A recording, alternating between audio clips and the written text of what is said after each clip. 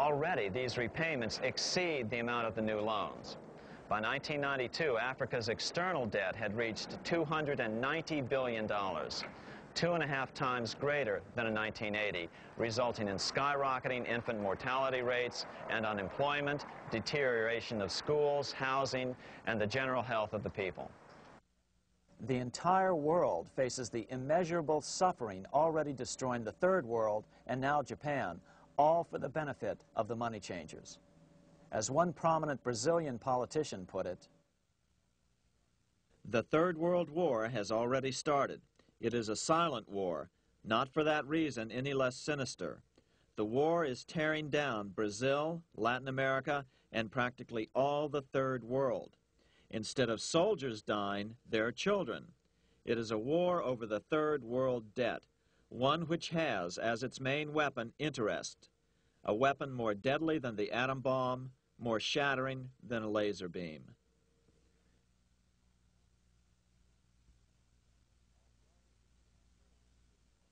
Although it would be absurd to ignore the pivotal role played by influential families such as the Rothschilds, the Warburgs, the Schiffs, the Morgans, and the Rockefellers in any review of the history of central banking and fractional banking, keep in mind, by now, central banks and the large commercial banks are up to 3 centuries old and deeply entrenched in the economic life of many nations. These banks are no longer dependent on clever individuals such as a Nathan Rothschild. Years ago, the question of ownership was important, but no longer. For example, both the Bank of England and the Bank of France were nationalized after World War II, and nothing changed, nothing at all.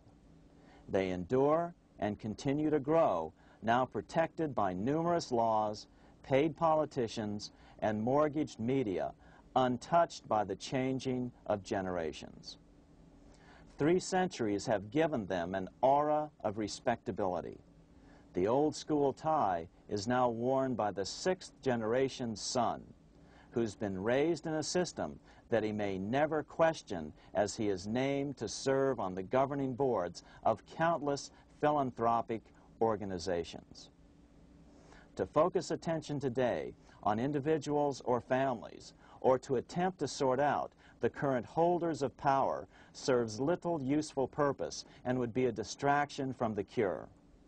The problem is far bigger than that. It is the corrupt banking system that was and is being used to consolidate vast wealth into fewer and fewer hands that is our current economic problem. Change the names of the main players now, and the problem will neither go away nor even miss a beat. Likewise, among the hordes of bureaucrats working in the World Bank, central banks, and international banks, only a tiny fraction have any idea of what's really going on.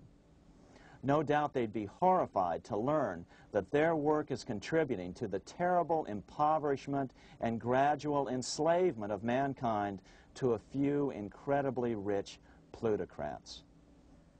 So really, there's no use in emphasizing the role of individuals anymore.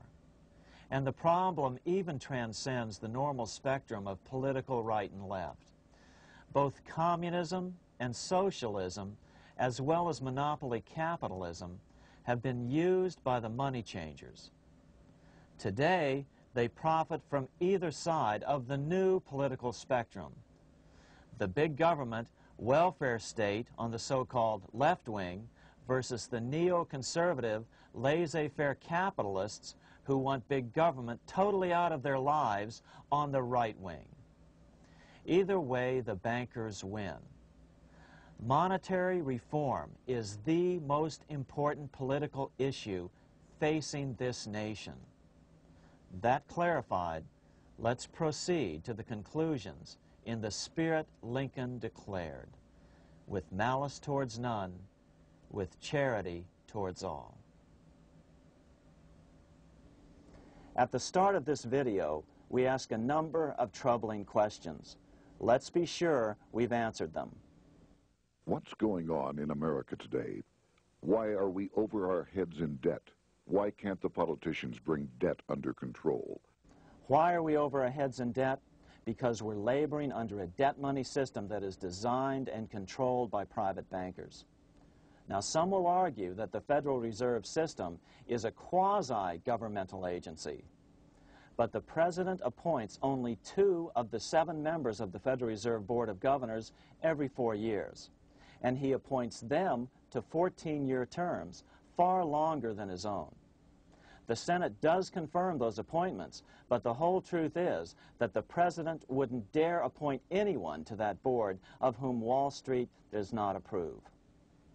Of course, this does not preclude the possibility that some honorable men may be appointed to the Board of Governors. But the fact is that the Fed is specifically designed to operate independently of our government, as are nearly all other central banks. Some argue that the Fed promotes monetary stability. We saw the current head of the Bank of England, Eddie George, claim that this was the most important role of a central bank. In fact, the Fed's record of stabilizing the economy shows it to be a miserable failure in this regard. Within the first 25 years of its existence, the Fed caused 3 major economic downturns, including the Great Depression, and for the last 30 years has shepherded the American economy into a period of unprecedented inflation. Again, this is not some wild conspiracy theory. It's a well-known fact among top economists. As Nobel Prize-winning economist Milton Friedman put it, the stock of money, prices, and output was decidedly more unstable after the establishment of the Federal Reserve System than before.